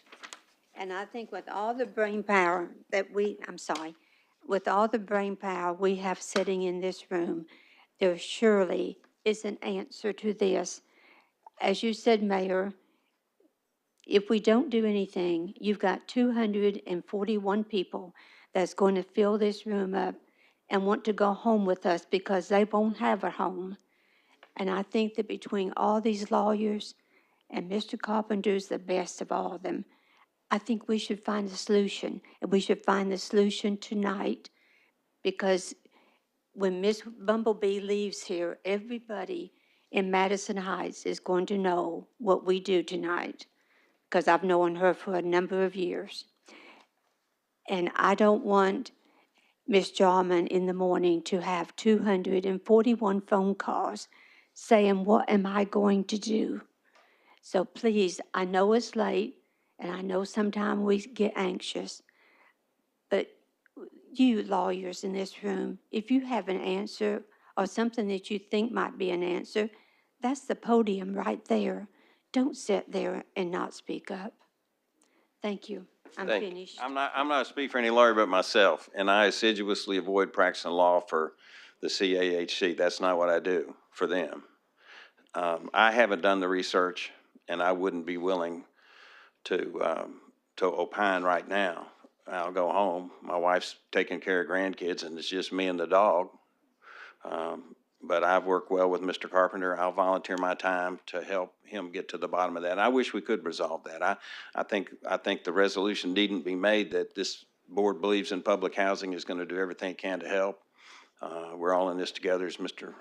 Miller said. I may be a better chainsaw operator than I am a CAHC board member, and I can't speak for my board. I can't tell you that my board thinks that what we've described tonight is a great idea. It's really hard, as you know, to pull these things together in the abstract under our current FOIA, which I'm not sure the governor signed that bill yet, the new one. I don't know if y'all know, it's 277, Senate Bill 277. Anyway, all I'm saying is I'm not prepared to speak to that, and I'd be surprised if anybody else is, but if they want to, I bet they will. All right, Director Miller. Thank you, Mayor, and I'm with Director Adcock on the point that I want to find a financial solution to this too. I don't want anybody to get some misunderstanding that that I'm not. I think it's in all of our best interests, and we are in this together. But we certainly have to look at all the consequences. And there's a big elephant in the room, and it weighs $29 million.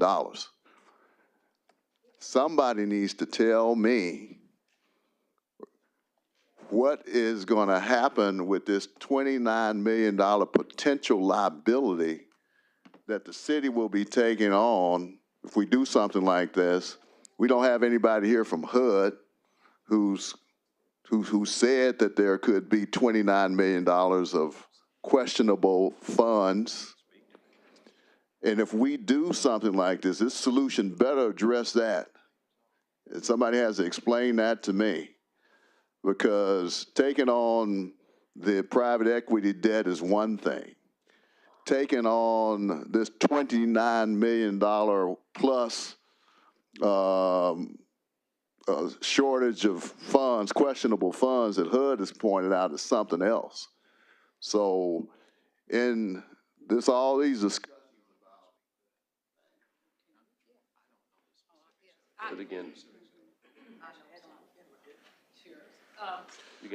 discussions about what we can do to address the private equity group, somebody better tell me what we're going to do to address HUD.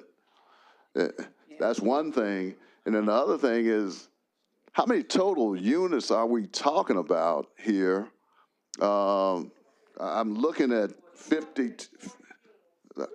Ms. Williams, Ms. Williams? Ms. Williams, all right.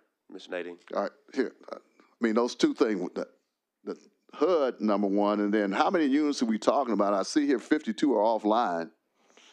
I don't know how much it's going to cost to put them online. I mean, there's just a bunch of different requirements of money, pots of money that have to go somewhere. And I'm trying to connect all these dots. So those two things, the HUD question, nobody's here from HUD, but that to me is a big sword hanging up in there above our necks. I wouldn't ask you to buy those notes unless HUD said that you wouldn't have any obligation on this 29 million or whatever it is, 89 million. It might as well be a billion. I don't know what it is. I will tell you this, I'm smart enough to know that I'm trying to build a relationship with HUD, and so is Dr. Jarman.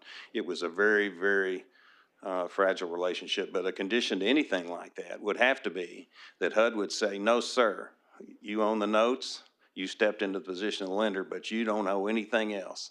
And I wouldn't ask you to take a chance on that. I would ask HUD to give you that in writing. I appreciate that. And ask the question about the units. Yeah, Dr. Jarman, there are 241 units out there. You need to go out there and walk around and meet these people because that's where the bullet hits the bone. I mean, how many are currently? About 50 of them need work. About 11 of those, Dr. Jarman, need just slight amounts of work, some of which we're starting to do. Some of it will take time, but just to give you a sense of the level of mismanagement in the past, we literally had a car run into the building, and the management at that time, none of whom are around anymore, failed to make an insurance claim, knocked 4 units out. That's the sort of mismanagement that occurred over time. And I'm not here to look backwards. I want to look forward, but. I'm with you. I want to look forward too, and I'm looking forward to $29 million. All right. Director Hines, then Director Pierce. Thanks. I think we're all in concurrence here that, you know, we took action, I guess a year and a half ago or a year ago, because we knew it was in such bad shape. So and it's quite a sticky wicket. So we got 241 units, of which 52 are not, essentially 50 to 52 are not habitable, correct? You can just nod, you don't have to come up. I'm just trying to get a raw number. And so through our conversations, I think the idea was that on top of the note, you guys would need 1.5 to 2 million to get those units habitable. Well, what I suggested was a revolving line of credit, which the bankers will know, and all of you probably know about. It would be an amount of money we could draw. We could draw it and pay it back as we had extra money, try to minimize your out of pocket and minimize our interest expense. And so we would begin to work on the units that need the work, can be put online the quickest and get people paying rent the quickest. We also have some rent adjustments to make based on HUD. Some of these units qualify for more assistance than we've been getting, and we're working on that. Dr. Jarman could explain that better than I could. But that's what the idea would be. We'd have a revolving line which we would use, draw on, and pay back as quickly as we could.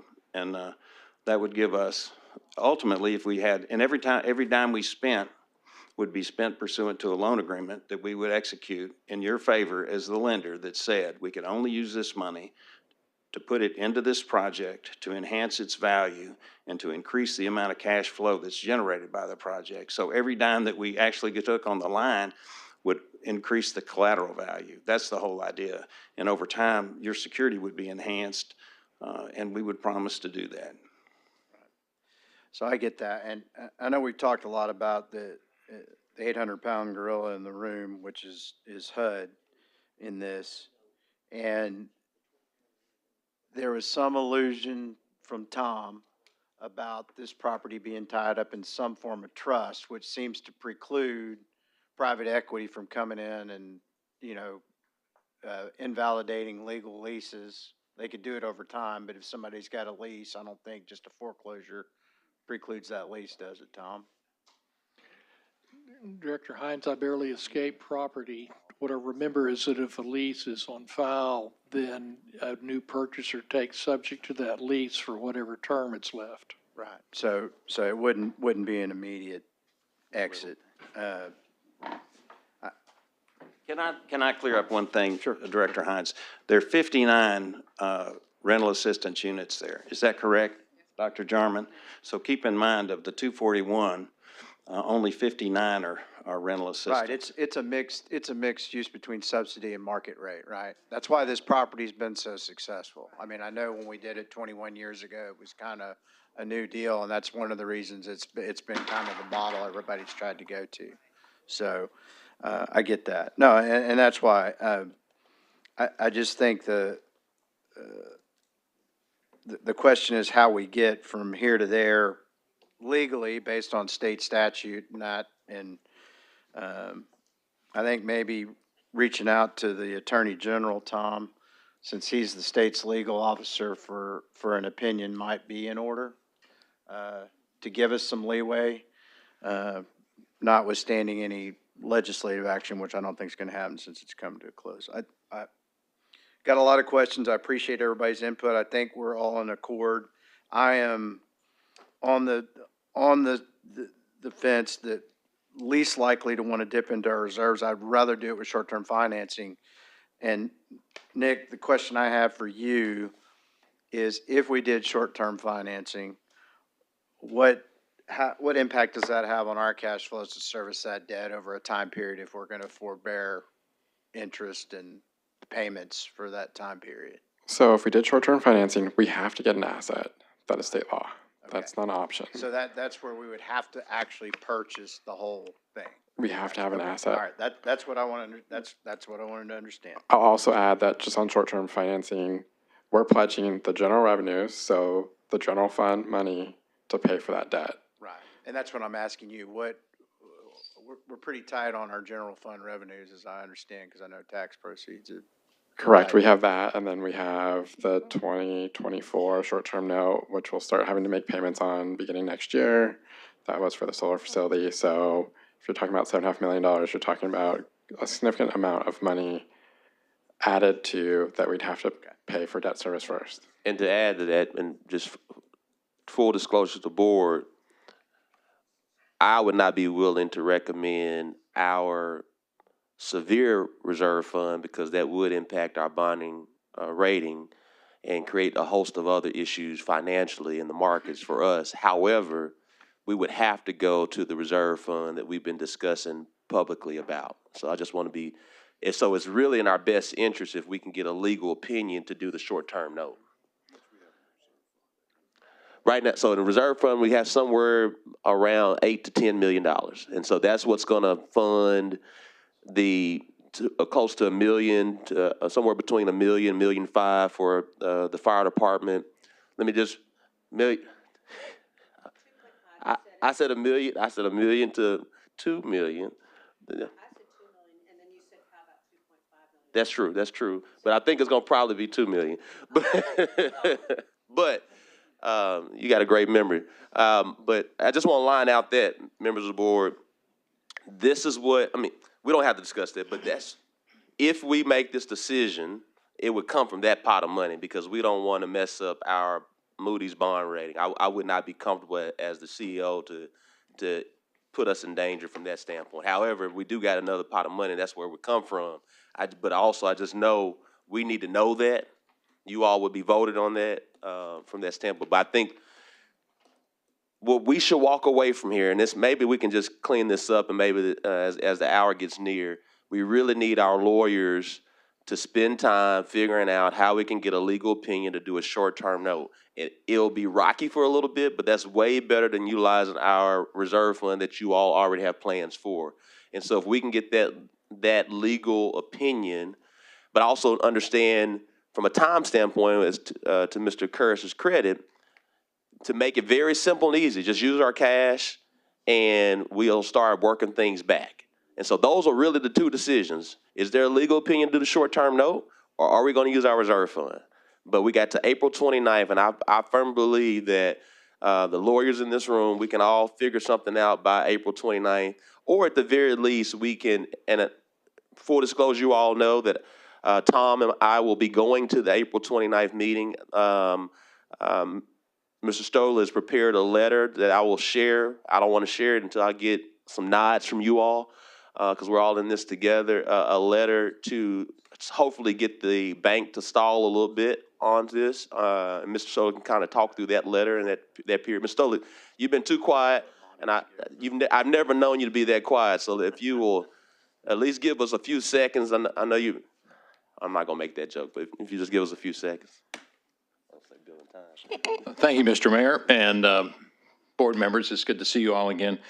April 29th is a D-Day for us on this, and I know that this is a 5 Tuesday month, which means that theoretically you're not meeting next week. And the next time you will meet is on April 29th, and we are going to be in court at 9 o'clock in the morning on April 29th. So it is imperative that if the board is going to take an action on this matter, that it happens sometime before then. I have had the entreaty to try and convince the counsel for the lender to slow down, and they did slow down. They did, by virtue of the issue of a receiver, a local receiver that has saved the housing authority a tremendous amount of money, rather than an out-of-state Texas receiver that was going to charge a minimum of about $7,000 a month just to handle the issue of the properties. And because of the staff that we have now, I believe our receiver, which is a local counsel here through the Rose firm, believes that they've been doing a very good job trying to pull all of the information together and get the rent rolls up and do all of the kind of things that Mr. Curris and Mr. Wright have indicated to you. So I wanted to just mention that that is a D-Day, and so we really need to have some commitment. I would love to have a commitment from this board that says to the other side, to the lender, you know, the city is going to find a way to help and get this thing resolved and get them paid off and get them out of the way. They've literally got their foot on our neck on this issue, and we do not have, and you know, there's been discovery that was filed initially on this, and we responded to that discovery, and they chose to accelerate the note, and we are in default, and there's not really anything we can do to try and avoid that. And so here we are. They waited since September when the receiver was appointed, and they are not convinced that it's going to happen. And so they filed their motion for summary judgment and asking for a decree in foreclosure. So I will speak to one other issue that you asked about, which had to do with the $29 million. That was an initial number, and I do believe that many of the questions about where that money went has been resolved. To the extent that there is some outstanding debt that might be asked for by HUD, that is going to be an obligation not of Central Arkansas Housing Corporation, but of the Metropolitan Housing Alliance, the Little Rock Housing Authority itself. So there is a distinction between the two. The other thing I will tell you is that I have been in regular contact with the FBI relative to the investigation. And they're not at liberty to tell me much of anything, number one. So I have very limited knowledge, other than I think that they have come to some conclusion that some of the allegations of the amount of money that is missing is not as close to reality as it really might be. So that's about as specific as I can get, meaning that they're not sure that there's been allegations that money was taken, that money was misappropriated, and I can't speak to those issues specifically, but I don't think that the dollars and cents, the high dollars and cents that have been talked about is anywhere near accurate. I think it's probably substantially less than anything that you've been seeing in the newspaper. Thank you, Mr. Stoller. And I do ask them, I try to meet with them monthly, and we provided information to them and provided records to them. That's been part of this whole ongoing process of recouping and trying to take care of the matters. Thank you, Mr. Stoller. Director Compuris. And then that'll probably be our final comment. And yeah, Director Compuris. Well, it's a series of things. Nick, tell me something. If we found a legal way, or Tom found a legal way to use short-term financing, and we've got two outstanding issues right now, correct? Of bonds? Of short-term notes? Yeah. No, we have 4. Of how much? As of the end of last year, we have $20 million in short-term financing outstanding. So if we did that, and we had something else we needed to use short-term financing for, Chief Hubbard had a fire station burned down. We had to do it and use short-term financing. Do we still have capacity to do that? Under the law, we do. However, there are trade-offs. The short-term financing, You're like go to the movie. Here's the trailer. I want to hear the whole story. Short-term financing abilities that we have is based upon the property values within the city, which is in the tens of millions, if not billions of dollars. Hundreds. Yeah. So that gives us a great deal. But having it and being able to actually tap it and get somebody to loan us money is a different question. And that's the issue, is if you use short-term financing and anything, what we're doing is we do that for 2 or 3 years, we're betting that we're not going to need to use short-term financing for anything else. So we legally can do short-term financing. I know legally you can do it, but if you come present the budget in November or December and you say we've got $40 million worth of short-term financing out there, which we can do, you would have a hard time presenting that budget with a straight face. Well, no, I'll be a bit more blunt. We only have so much capacity with our credit card. And so what we probably would not be doing is, I'll be blunt. If there's another, we gave 10%, well, we've just signed a contract for both police and fire for 2 years to give them 5% each year. Well, for 2 years. And so we have to pay that next year. And then we're going to be in the middle of another contract for both of those. And so it severely cuts if we give them anything. And so essentially we got the capacity to do it, but we'll be hard stretched to do anything new like we were this year.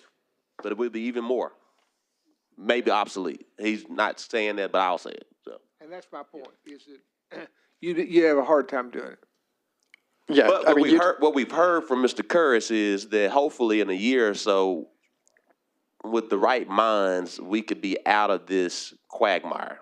So that's the question is, do we want to take the risk for our residents? I say yes. And so that's the question. Do we want to take the risk for our residents? And we can't predict next year.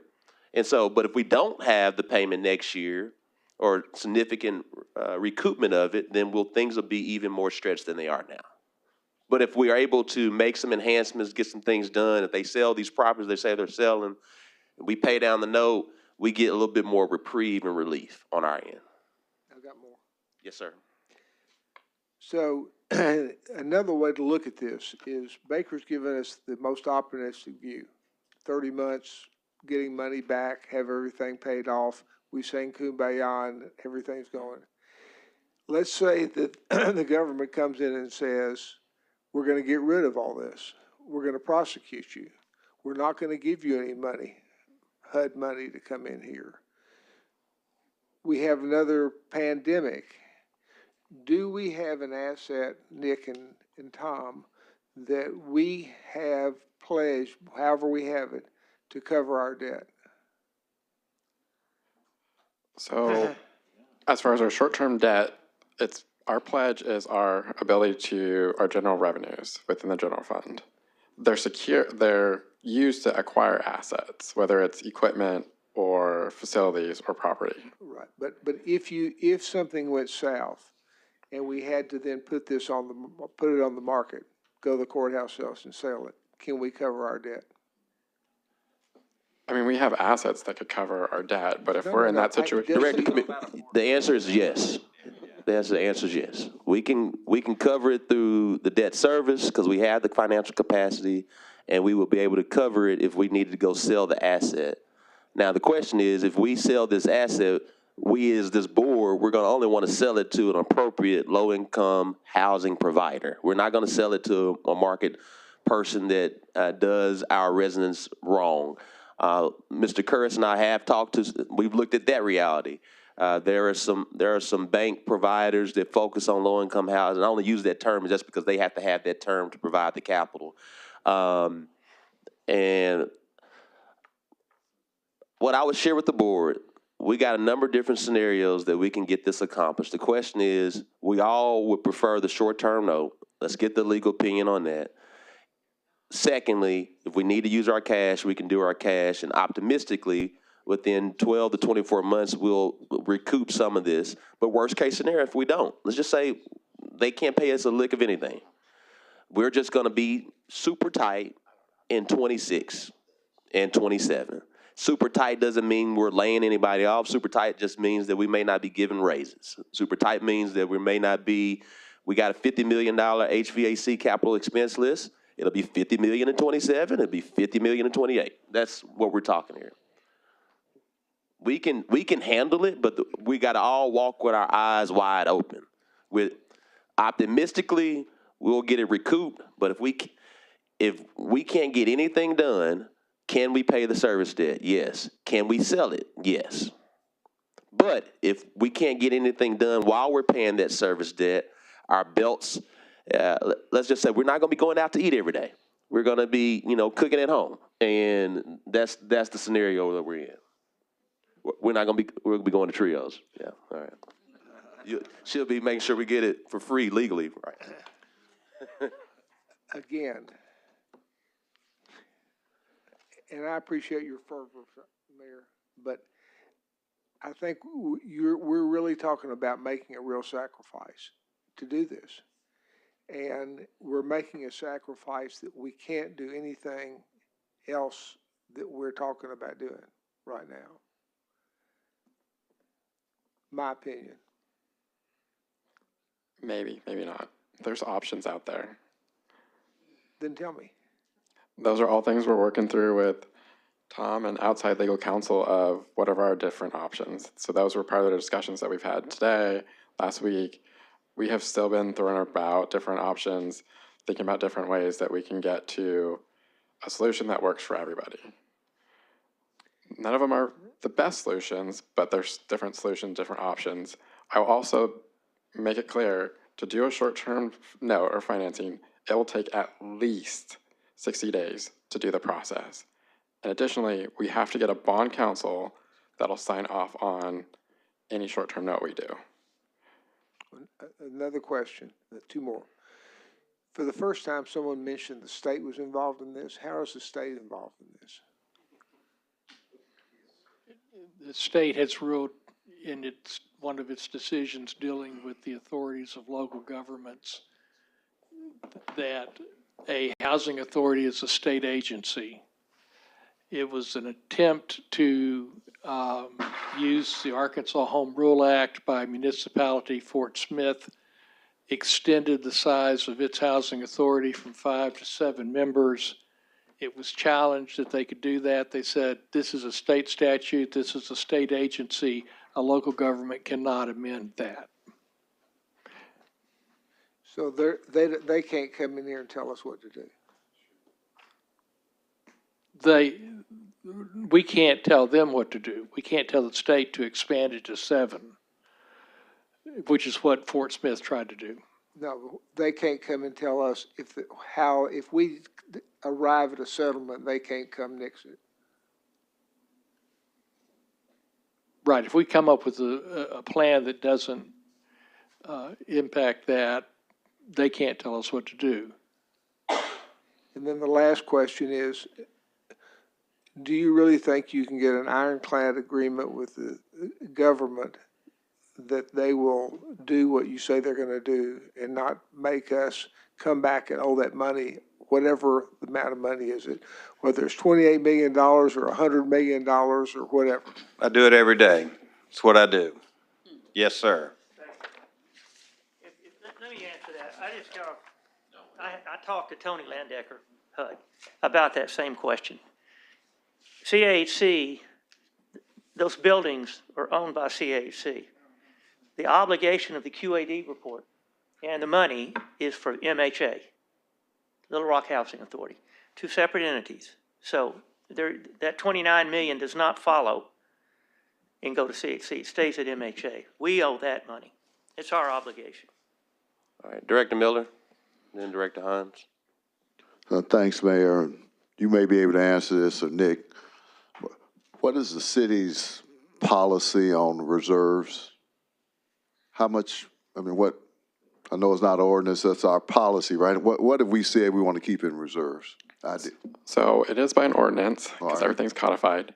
We want 10% for the general fund, 10% of our general fund revenues is our stated goal.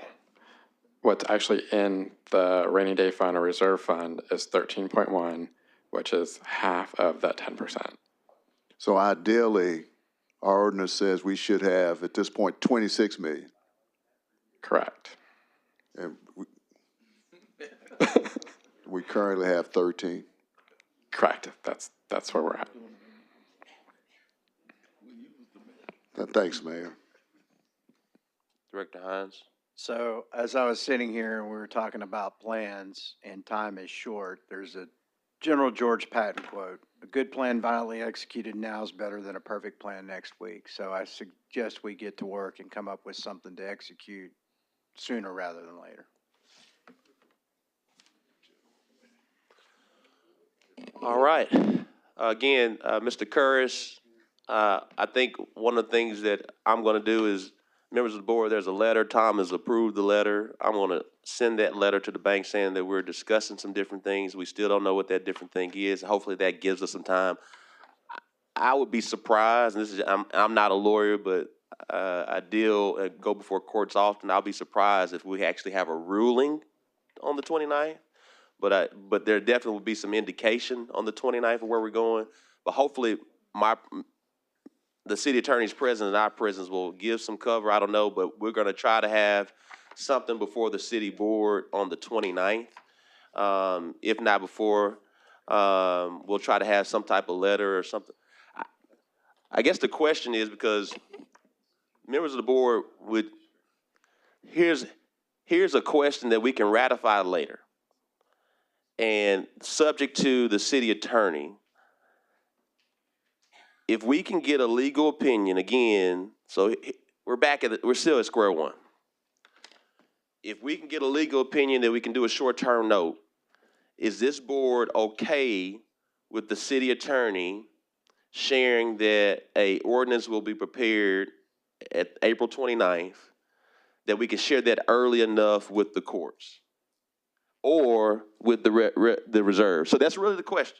And so that's what we really need. I think we can do a motion today for that, subject to the attorney making the final sign off. And we'll figure out the details, whether it's short-term note, whether it's from reserve. Is this board prepared for that? There's a motion. Second. There's a second. All right, there's a question from Director Wyrick.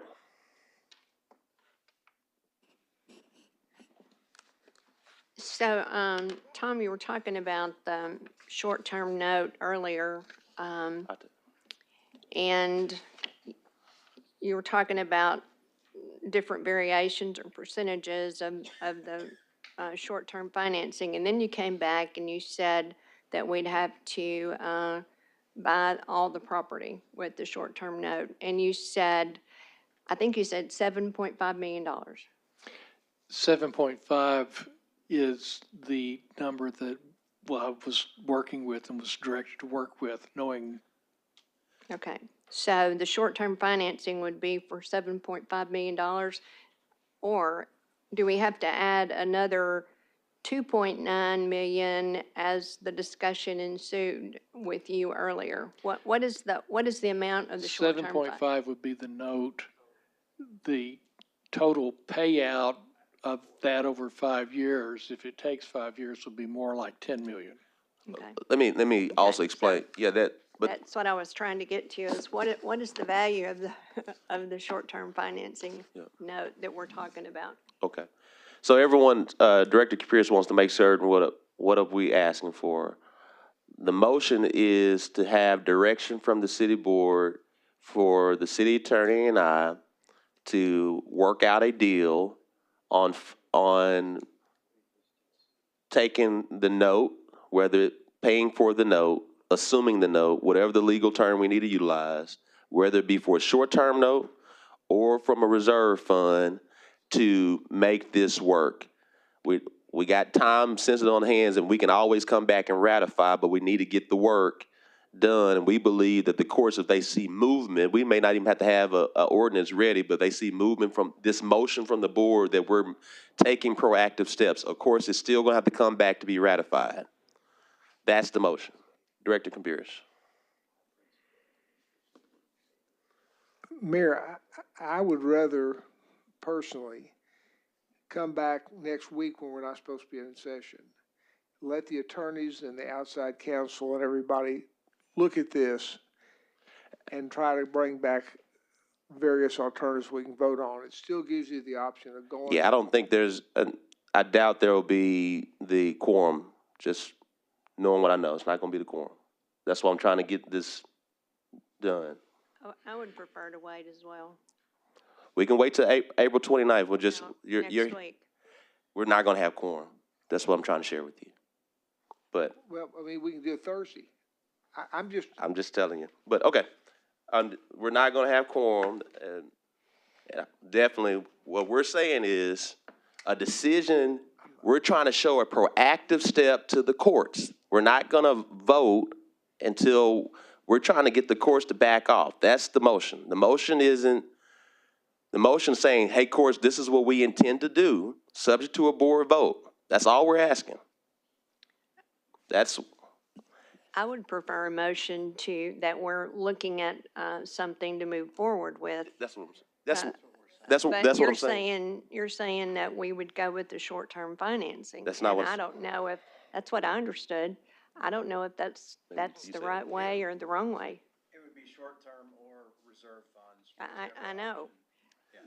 So it's an open-ended resolution with our intention, subject to a board vote to execute it in sometime in the future. That's what we're asking for.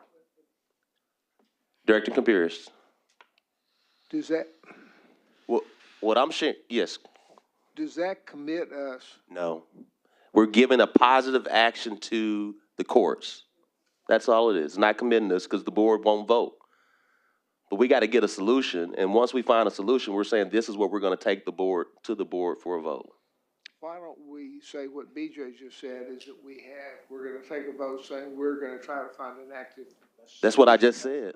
But leave out the two things you said. They need to know about the money. You can't leave out the money. Everything's about the money. So you can't leave out the money. We're not committing to the money. You see, Director Hyde and I don't want to court. I think that, please, y'all listen. Something's wrong with this. Mayor, another way to state this is a motion of the Board of Directors directing you and the City Attorney's Office in cooperation with other interested parties to determine a way to finance the ongoing MHA situation, which we know means paying off that note. It would be Madison. Madison Heights 1 and 2. I can buy that. As amended as what the city attorney just shared. Director Eckert, Is that? Thank you. I'll second the amendment. All those in favor, please say aye. All those opposed, say nay. Ayes have it. All right. That's a good start. All right. All right. Before we do a motion to adjourn, I want to take this time to share appreciation to the acting city manager, Susan Altrui, who's transitioning back to the zoo. She's been in the acting role the past 100 days. I want to let you know how proud I am and thank you for answering the call. I was very intentional when I asked you to take on this role. I want to share that appreciation. I want to give you a round of applause and then also welcome Chief Huff. I also want to welcome the Chief Hover, who will be in the acting role. Then the next question is, I will be visiting with the board members on the next steps on the appointment process to make that public. I'll be giving that to you here by April the 29th. So I wanted to give you that update as well as we move through that process. And so I just wanted to share that appreciation again to Susan. Susan, would you have any final words before we go to a motion to adjourn? No, ma'am.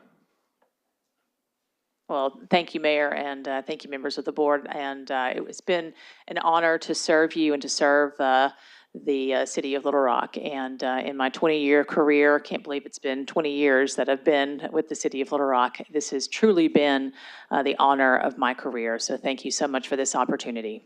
Thank you. All right, there's a motion. Is there a second to adjourn? Second. All those in favor, please say aye. Those opposed say nay. Ayes have it. Meeting adjourned.